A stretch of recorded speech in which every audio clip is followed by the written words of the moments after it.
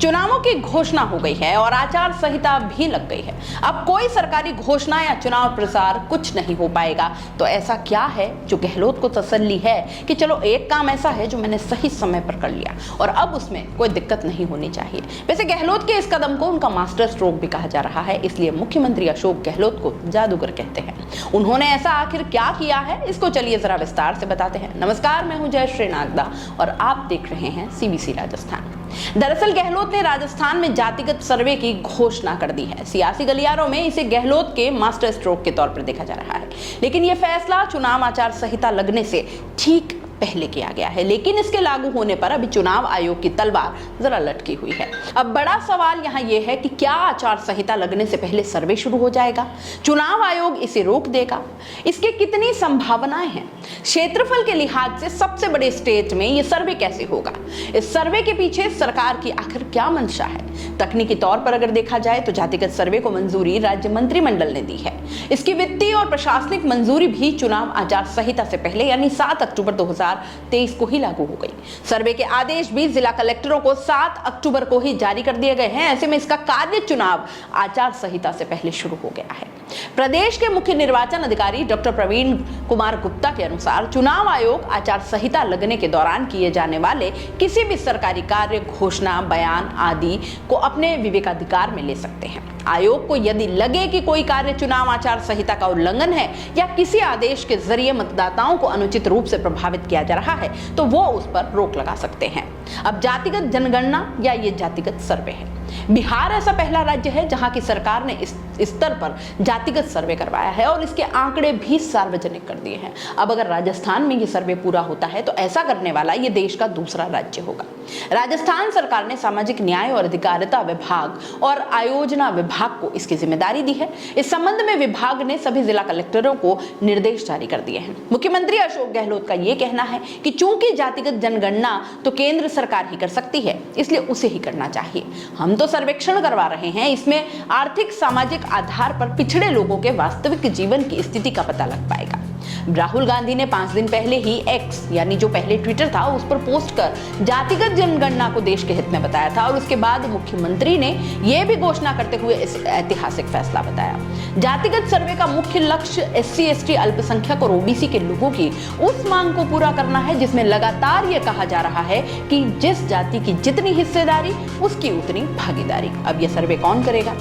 तो देखिए, आयोजना विभाग को इसके लिए नोडल विभाग बनाया गया है। शनिवार देर रात को सरकारी अवकाश के दिन निर्देश जारी होते हैं और अब सभी जिला कलेक्टरों को यह कहा गया है कि वे अपने जिले में कार्यरत सरकारी विभागों के कर्मचारियों को इस कार्य में लगाएं और जाति आधारित सर्वे को पूरा करवाएं।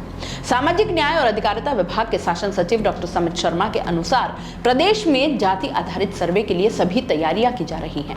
संबंधित विभागों और कार्मिकों को भी दिशा निर्देश दे दिए गए हैं। अब इतना बड़ा सर्वे कैसे होगा? देखिए, मुख्यमंत्री ने कहा है कि वे इस सर्वे में बिहार मॉडल अपना सकते हैं, इसलिए सर्वे में सरकारी कर्मचारियों की टीम काम करेगी।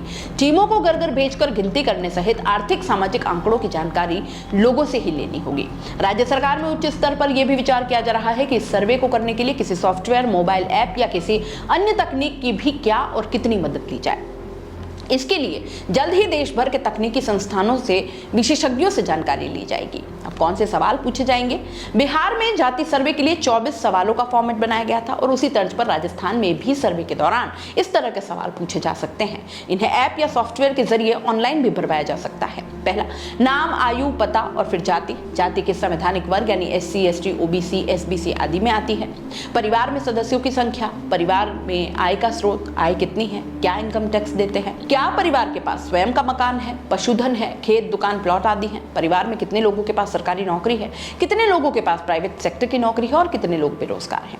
परिवार के प्रत्येक व्यक्ति की शैक्षणिक स्थिति क्या है, किन किन सरकारी योजनाओं यानी केंद्र और राज्य दोनों में परिवार लाभान्वित है, सरकार की किसी भी योजना से प्राप्त होने वाली आर्थिक सहायता कुल कितनी है, एक परिवार में कितने TV, mobile, fridge, AC, car, motorcycle आदि हैं, क्या पिछड़ी जाति से संबंधित परिवार होने से किसी तरह के सामाजिक भेदभाव को अब भी सहन करते हैं, क्या पात्र होते हुए भी सरकार की किसी योजना का लाभ नहीं मिल पा रहा, परिवार का नियमित भोजन खर्च कितना है, बच्चों की शिक्षा सरकारी स्कूल में हो रही है या निजी क्षेत्र के स्कूल में, क्या परिवार के बच्चों को मिड डे मील योजना के तहत पौष्टिक भोजन मिलता है, किसी परिवार के बिजली का बिल औसतन कितना कितना रहता है? क्या किसी परिवार में कभी भी कोई सरकारी नौकरी में रहा है या नहीं? परिवार में महिलाएं और लड़कियां कितनी हैं और उनकी शिक्षा रोजगार की स्थिति क्या है? राजस्थान सरकार ने फैसला किया है कि जाति आधारित सर्वे का कार्य पूरी तरह से सरकार के संसाधनों और कार्मिकों के माध्यम से होगा। इसका समस्त आर्थिक व्यय भी सरकार ही वहन करेगी और इसमें किसी निजी संस्थान, गैर सरकारी संगठन यानी एनजीओ या लोगों को शामिल नहीं किया जाएगा। तकनीकी तौर पर अगर देखा जाए तो जातिगत सर्वे को मंजूरी राज्य मंत्रिमंडल ने दे दी है। इसकी वित्तीय और प्रशासनिक मंजूरी भी चुनाव आचार संहिता से पहले 7 अक्टूबर 2023 को ही लागू हो गई। सर्वे के आदेश भी जिला कलेक्टरों को 7 अक्टूबर को जारी किए गए और ऐसे में इसका कार्य चुनाव आचार संहिता से पहले शुरू हुआ।